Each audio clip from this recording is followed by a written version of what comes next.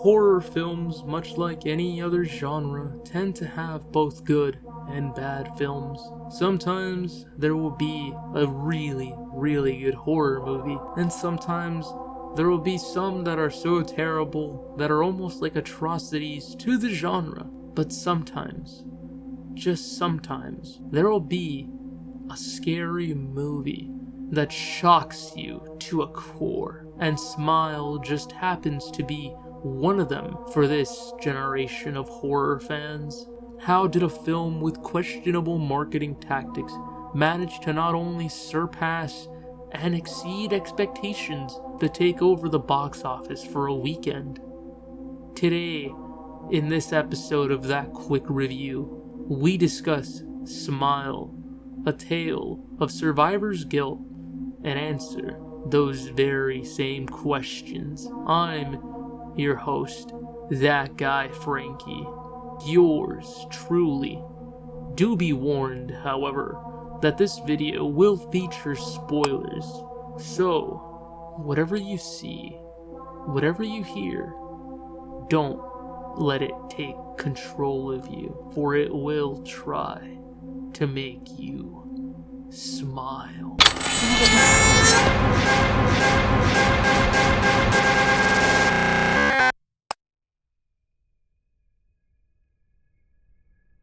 Parker Finn's Smile is a weird yet terrifying horror film.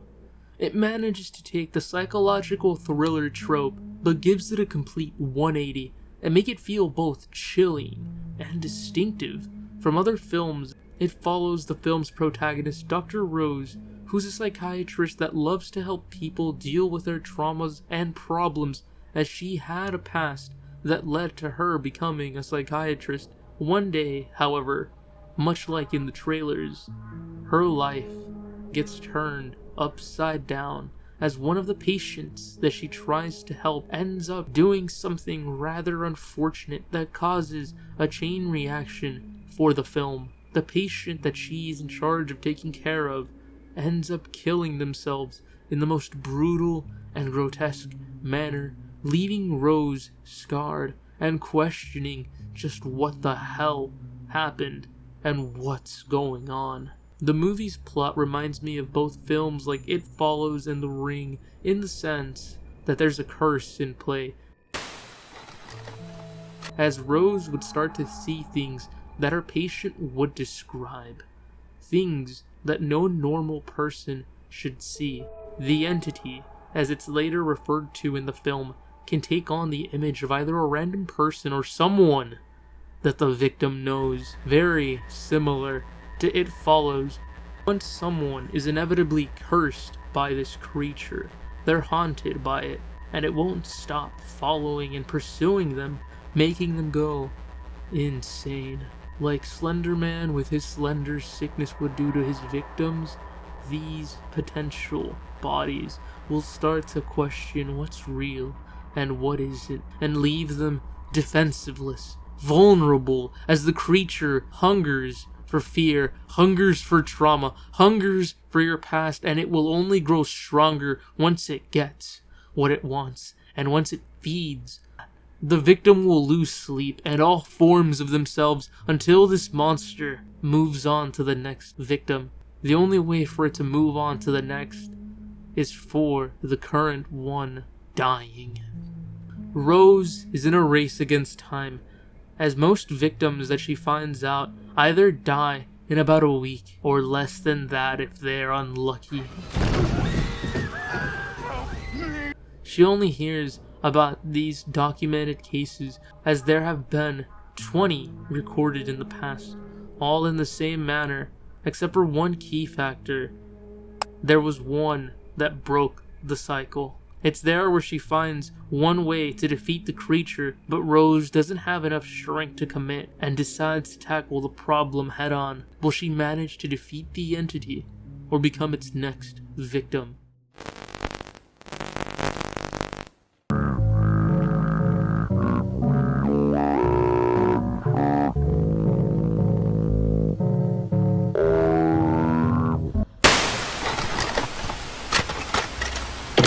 Smile's cast is quite small. While it does have supporting characters and side characters, Parker Finn and the crew decide to keep the film at bay with a small roster. Only a few characters that will keep popping up every now and then. Our main character is Rose, played by Sosie Bacon, who does a phenomenal job at portraying and bringing her character to life. She makes you feel empathetic towards her character as all the events going on in her life are just terrible and painful to watch. Nobody believes what's going on in Rose's life as it comes off like she's crazy with all the stress that she's going through and all the pain and trauma she's dealing with. They want her to get help and they want to help her, but they don't go about it and doing it the right way. They make her feel alone and vulnerable for this creature to strike. Then we also have one of my favorite characters in this movie, mainly just because of his presence in other films and TV shows, that being Jesse P. Usher, otherwise known as A-Train in The Boys. I can honestly say that this film is possibly an origin story for A-Train, as his life goes from being normal to being a spiraling tornado with all the events surrounding his fiancée in the film, Rose, as he starts to question if she's really all there mentally, or if she's going through a crisis and needs to seek help. And you feel for him, because he doesn't know what to do, but you also feel for Rose as, again, she's not crazy, and the entity is doing exactly what it wants, making her feel alone.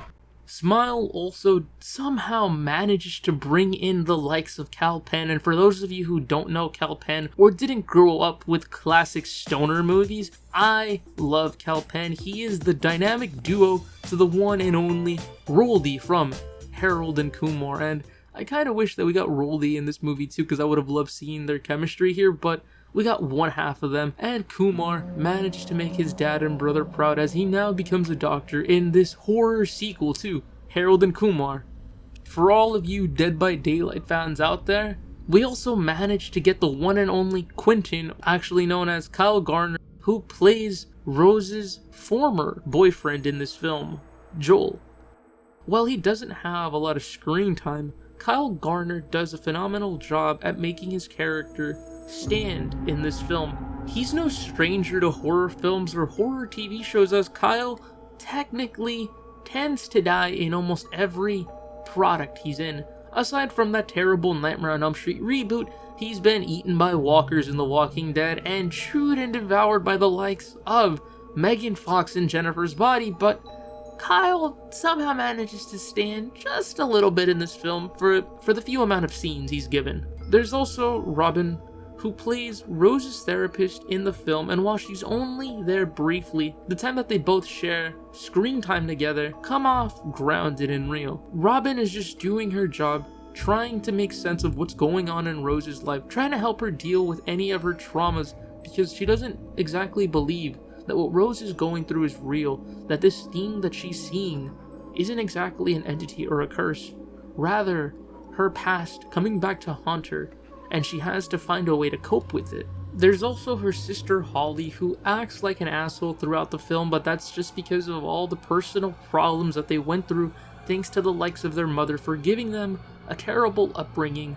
And although Holly is worried and scared for her sister as she doesn't seem to be all there, Holly is an asshole throughout the film and just makes Rose feel uncomfortable and pissed off almost every time that they share on screen together, except for one key scene later on in the film that ends up leaving Holly's own son traumatized and starts to separate both siblings from one another. For one of the last characters in this film, I felt that he was very important, even though he only gets the smallest amount of screen time. He's basically there to further the plot and give information to Rose on how to defeat this evil being. This man is the one and only Turk from all the Marvel Netflix shows out there, known in real life as Rob Morgan. His character in this film is Roscoe Talley. Roscoe is essentially like the Weasel from Black Ops 2 in a sense, as he's one of the only victims, if not one of the few survivors, to ever survive an encounter with this creature. With all the clues and evidence, it leads her to meet Roscoe just like in the trailers, and boy does Rob go all out to sound like a lunatic, scared as he doesn't want that being back in his life. You have it. Get away from me! Get away from me! The cast and crew do a phenomenal job to make the atmosphere of the film chilling and gets you pumped, as well as questioning when the next jump scare is coming.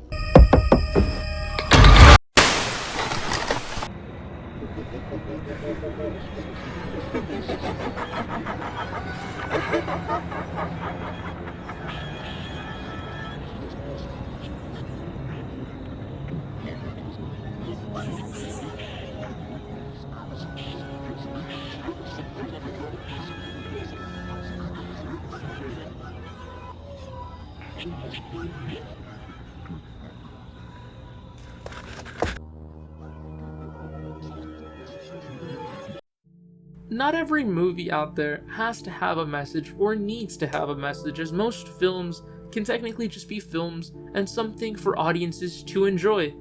Now, there are films like A24 films out there that have to have almost this methodical presence onto them. By that I mean, a lot of A24 films have these themes and messages running across each and every movie they put out. And while Smile isn't an A24 film or on that level, I thought that there were at least some themes and messages that this movie brought to the table. These messages and themes helped the film come across as it dealt with things like grief, letting go of the past, to even survivor's guilt.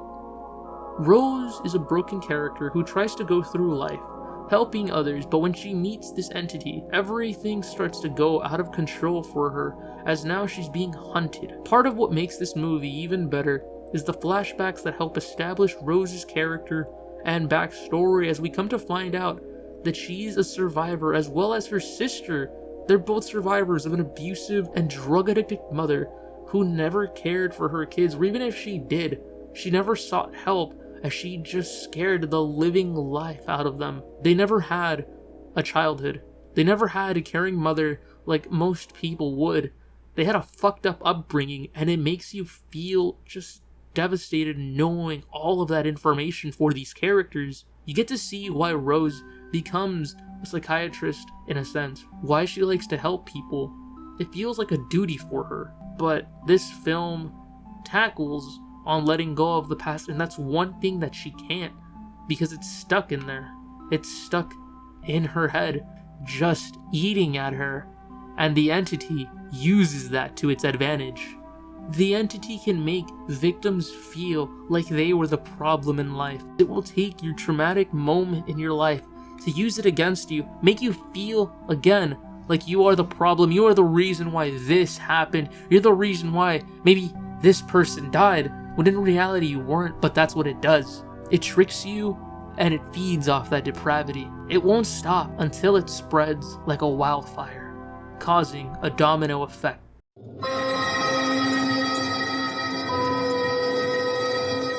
Every horror film has a question that both fans and audiences always tend to ask. Can the creature, the monster, or the killer truly die? But there's always something cool when a certain villain can't die. On this channel, I've briefly talked about my favorite villains, like the Creeper in Jeepers Creepers. The Creeper, who nobody knew whether or not it was a demon, a cryptid, or even a humanoid, or something from another world, as this monster did have some weaknesses, but it couldn't die. Supernatural monsters, or creatures of that genre, tend to be harder to defeat, as how can you kill what's either already dead, or how can you kill what can't be killed?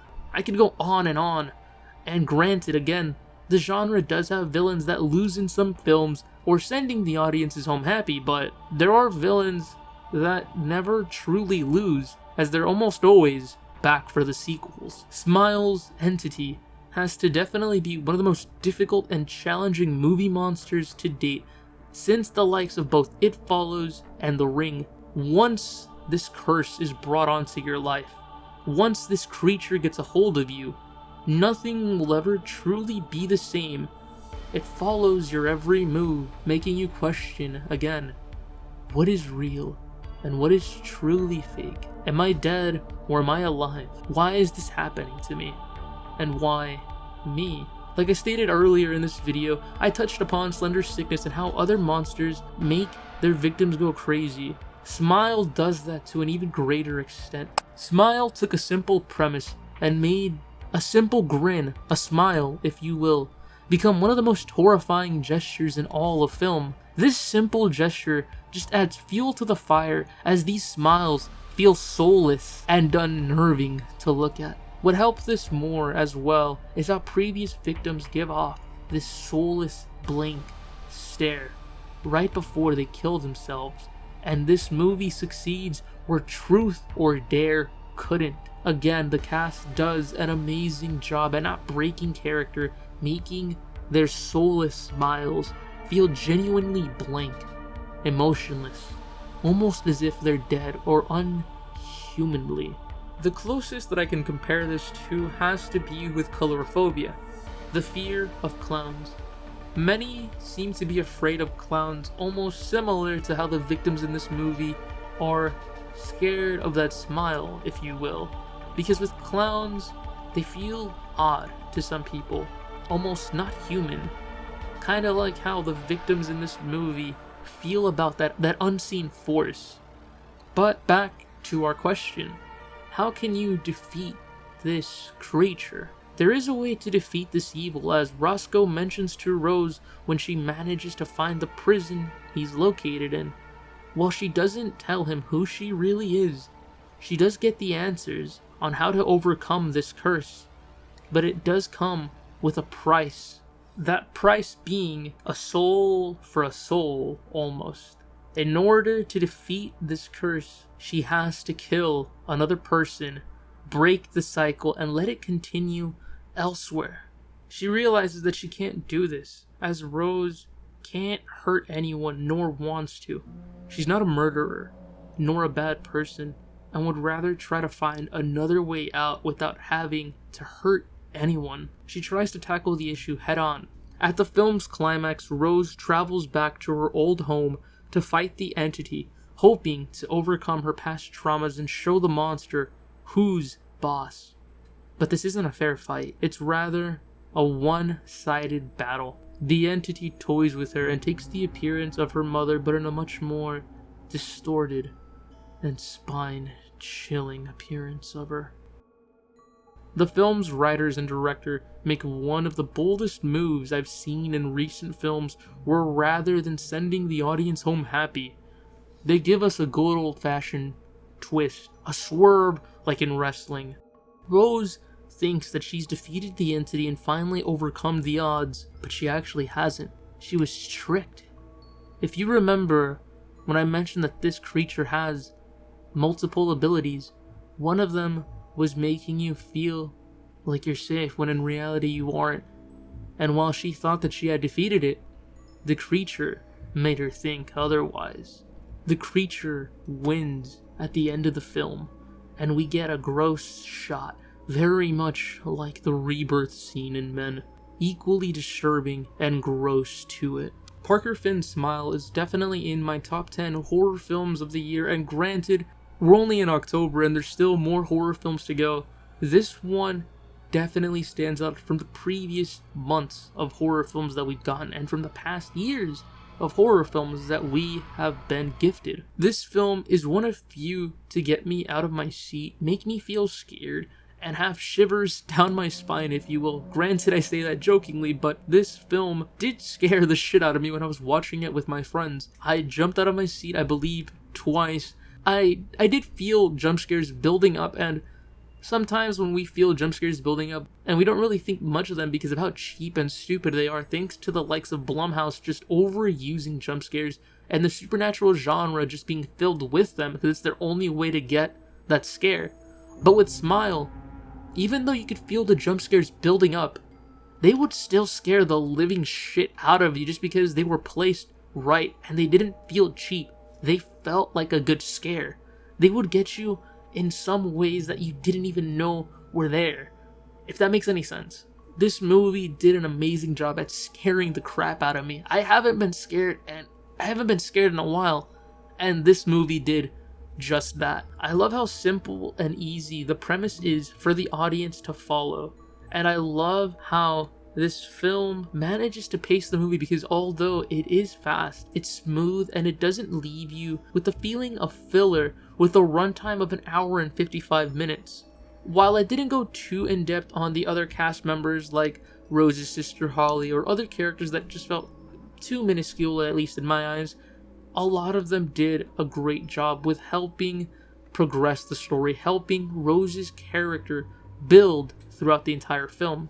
Jesse T. Usher is a calm and understanding fiancé in the beginning who truly cares for Rose, but once everything starts to go sideways, once reality starts to come crashing down on his life, he starts to question what's going on and if she's mentally all there, as Rose works over 80 hours a week at her job and doesn't exactly get enough rest. He's a worried fiancé and seeks help and advice from her therapist, whom she hardly sees, and this causes conflict between the three as Rose now feels alone. The only character to truly feel and understand for her is her ex, Joel, as even though he has some small presence in the film, I wish he had more scenes, he manages to be the only one to truly believe her and does his best to help her cope with the situation, find all evidence, anything to make her story sound normal,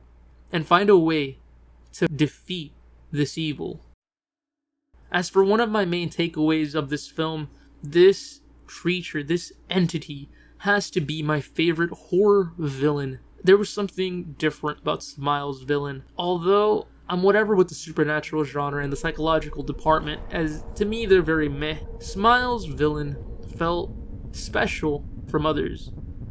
Sure, there were lots of things that this character pays homage to or feels similar to, it somehow managed to stand out. The smile gesture in this film is honestly a lot more terrifying compared to being goofy to how it was in Truth or Dare. And I love how this entity takes a hold of the victim's life and just makes their life spiral into oblivion. While again, this film may not be some A24 level of film or something really deep in that department for film bros and cinema snobs, Smile's story to me felt like a story of one's past and letting go of it, otherwise it would come back to haunt you and you would drown from it. I have to give this movie at least an 8 out of 10, if not something close to a 9, because the jump scares and the story throughout felt amazing. They came off good. It felt beautiful. Again, the jump scares, they felt real and natural, not something cheap like Blumhouse did with a lot of their flicks or later sequels like The Conjuring and Paranormal Activity did in the jump scare department. The only thing I wish the film had were better trailers like the marketing campaign. The marketing campaign, if many of you haven't seen by now, I've already featured some clips here and there, but it was crazy and wild how the film managed to plant actors in a baseball game and just give off this unnerving presence to advertise the film. Smile only had one good trailer, I believe out of 2 or 3, and that was about it. I feel like if they had just another trailer, not more scenes to give away, but with a better presence overall, the film would be appreciated more. I highly recommend that you give Smile a watch if you want something different from the current movies in the horror genre. This movie doesn't suck, and it's a film that I feel every horror fan of the genre should give a chance. As always, I've been your friendly neighborhood host, that guy. Wait, something's off. This isn't supposed to happen. What the...